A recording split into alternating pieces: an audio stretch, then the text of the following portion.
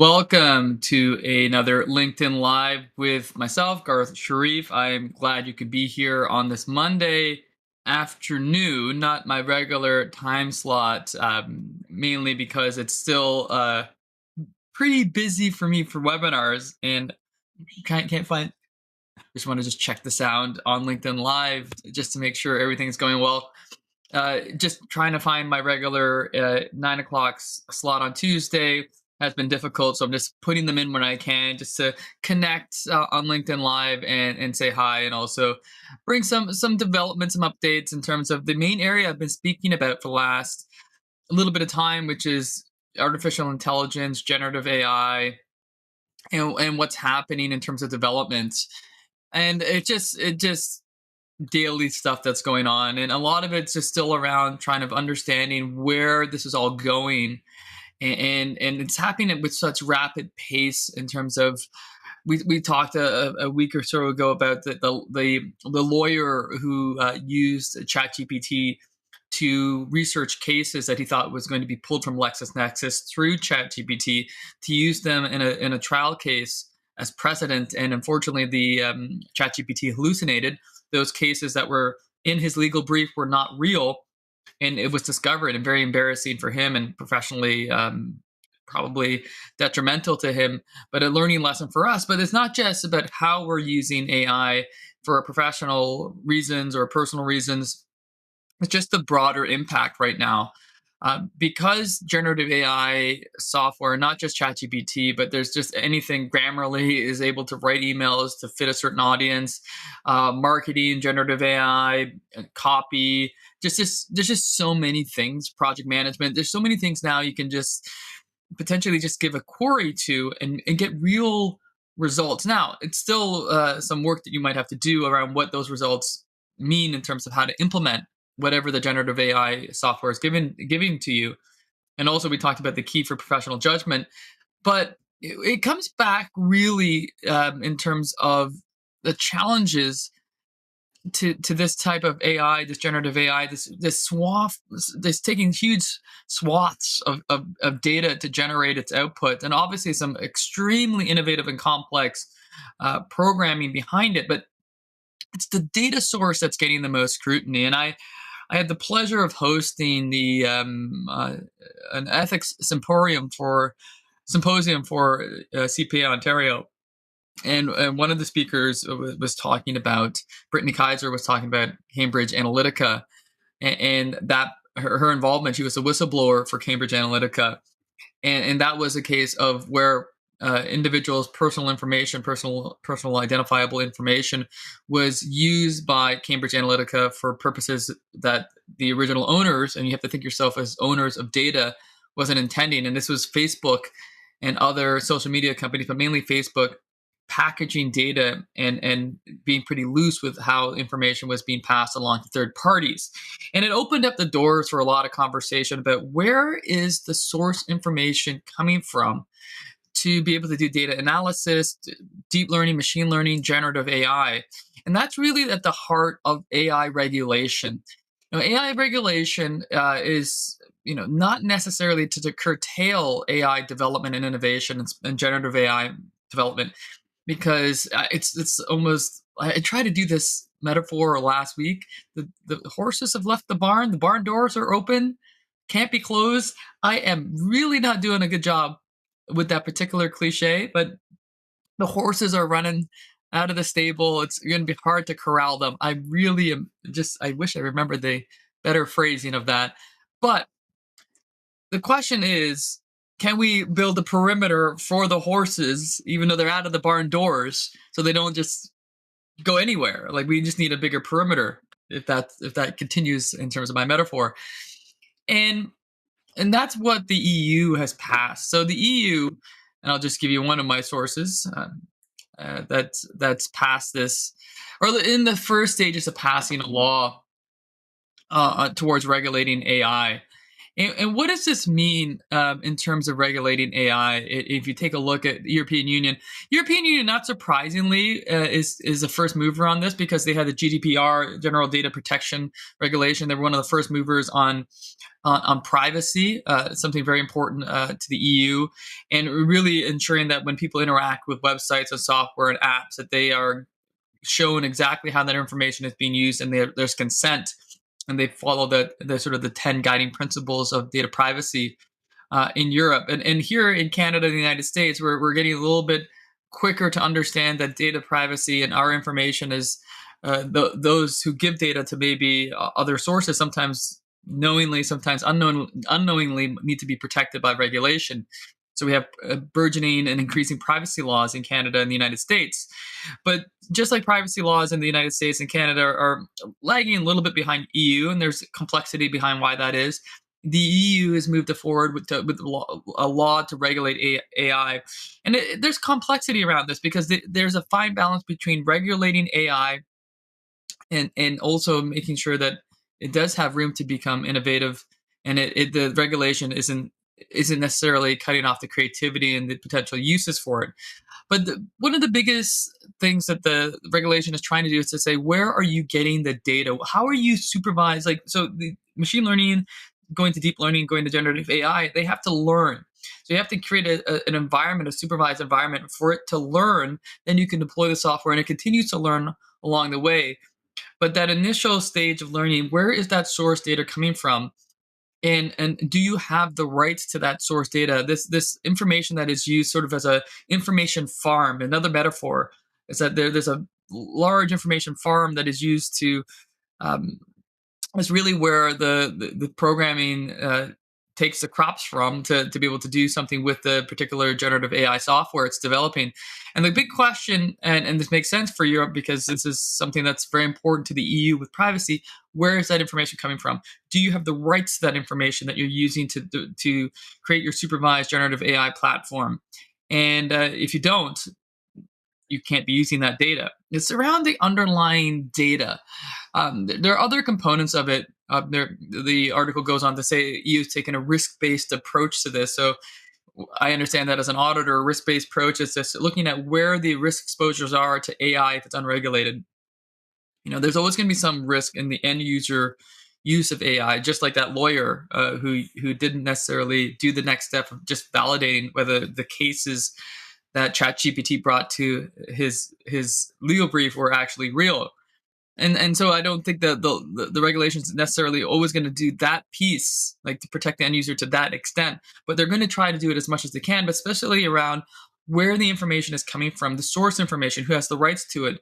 Is there some veracity over the information, and looking at controlling the source information, because that's generally where things go wrong in terms of uh, AI hallucination, but also the rights of people whose information is being used. That could be artists, that could be authors, writers, that could be you and I, whose information, our face, and any information that's used out there, that you have photos out there on Instagram, on videos on TikTok or YouTube, and then an AI software scrapes images from the internet, and they start to take your ultimately your property, like your data, in this case, an image, and use it in some ways that you're unaware of. And this is one of the challenges here. Now, this could definitely slow down generative AI. Generative AI, in terms of the movement upwards with it, is because really there has not been many inhibitors for these companies such as OpenAI and others, and Google and Bard and other large companies, and even small companies, to just almost like another metaphor, like a ship with a fishing net, just trawling. What's the correct fishing term? Trawling? I want to say trawling. I'm thinking TRAWLLING. I might have made up a word, so I apologize for that. But just taking everything from the seabed, not just the fish and the shrimp and the lobsters and everything else, but everything, just grabbing as much as they can in that net and then just dumping it out and using that as the source. That's not good for the oceans. That's not good for us as those whose information might get picked up by that big net, and where we might not want that information to be part of that data source. Or when we are and users start to use generative AI, where did this come from is a big question. So this is this is a different sort of concern than, let's say, Sam Altman had. And Sam Altman was concerned about the ways in which the outputs could potentially move people's decision making, kind of like a Cambridge Analytica situation, and just understanding how much are we going to like rely and trust on these tools and not know the risks of trusting them. And the EU is concerned about that for sure, but the EU is also concerned about the data source.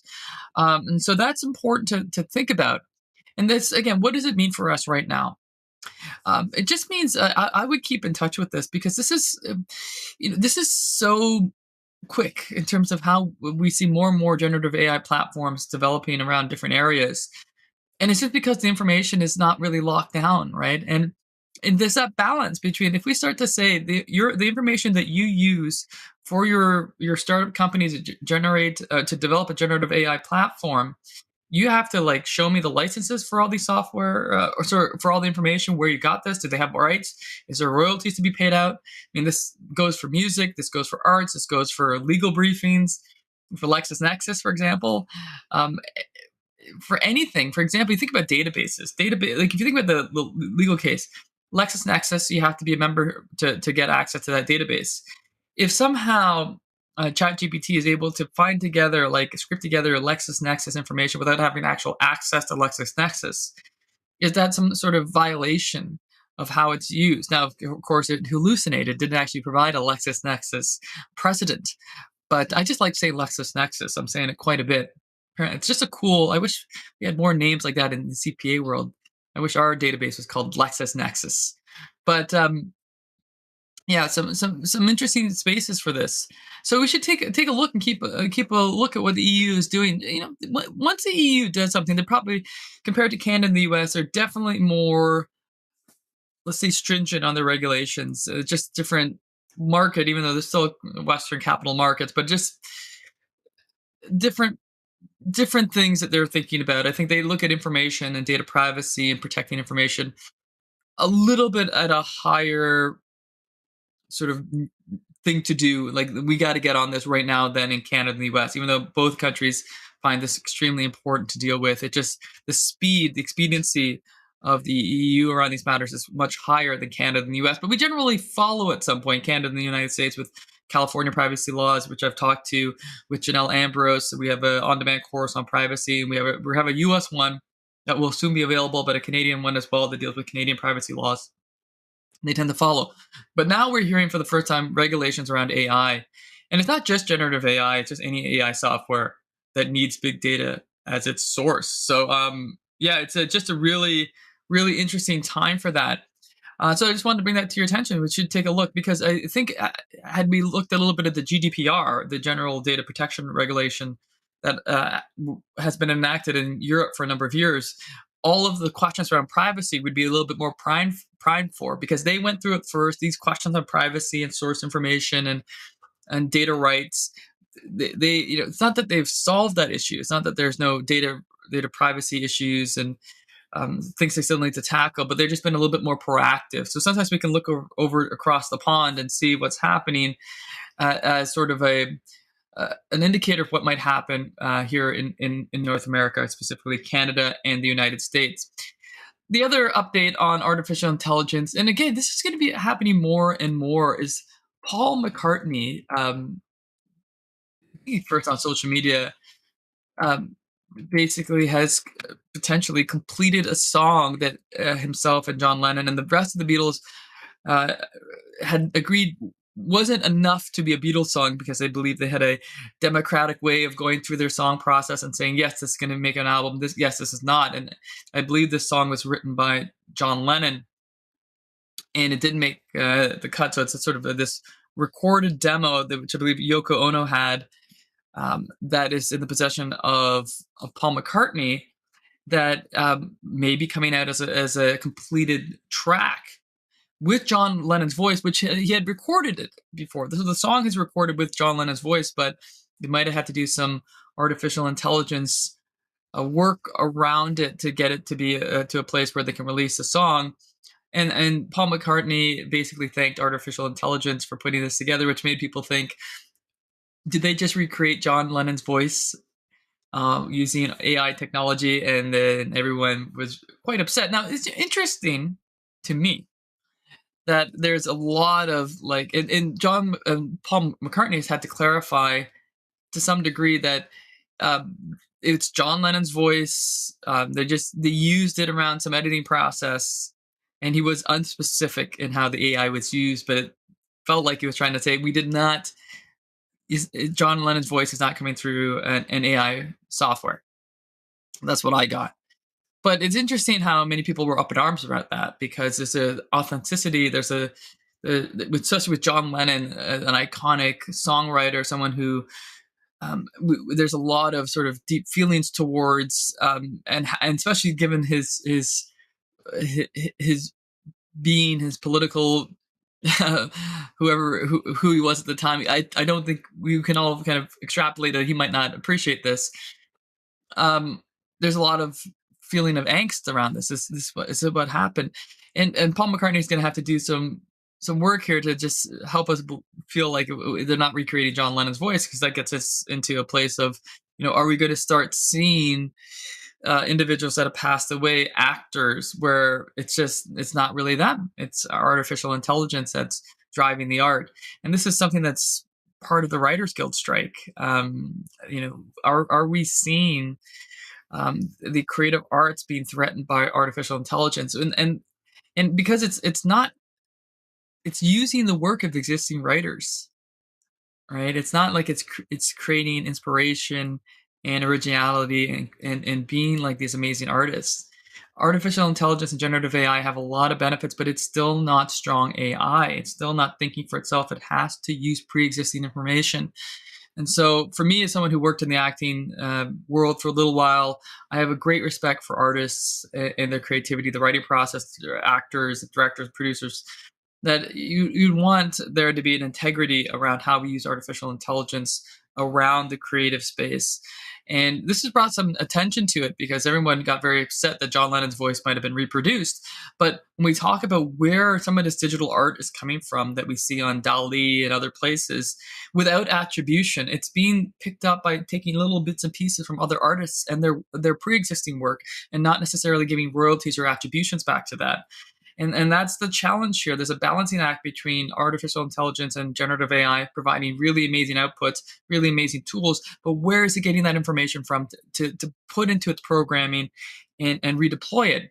And that's a question that even with what happened with Paul McCartney is being raised here. It became a little bit more visceral because most people don't want to. Most people would argue that I don't want to have John Lennon's voice recreated by AI, but we'll have to see where this goes. But again, I think to me, it's really a lot of this comes back to the source information. And again, I want to portray myself here. I'm not an AI skeptic. I'm not an AI pessimist. I see this as being a part of technology moving to where it's going to go. Right? I mean, we all go through transformative technologies, and we go, I like to put the brake on this because I don't know where this is going and I'm not prepared yet. Can we just wait until I catch up? It's a little different than FOMO, right? I talked about that before, but there's also a sense of like, just hold on, let me just get my bearings.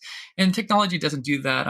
I've been through a few transformative technologies like the internet and smartphones, and it just rolls.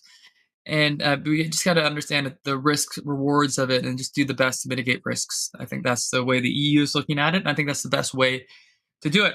Well, there we go. 20 minutes, quick 2 o'clock, 20-minute LinkedIn Live with me on technology. I feel like this is becoming a technology LinkedIn Live, and I think it might be 90% of the time.